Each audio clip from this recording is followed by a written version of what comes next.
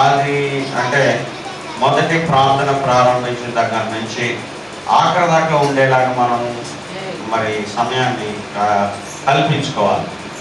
ఎందుకంటే అన్ని ప్రాముఖ్యమే. ప్రార్థన ప్రాముఖ్యము, పాటలు ప్రాముఖ్యము.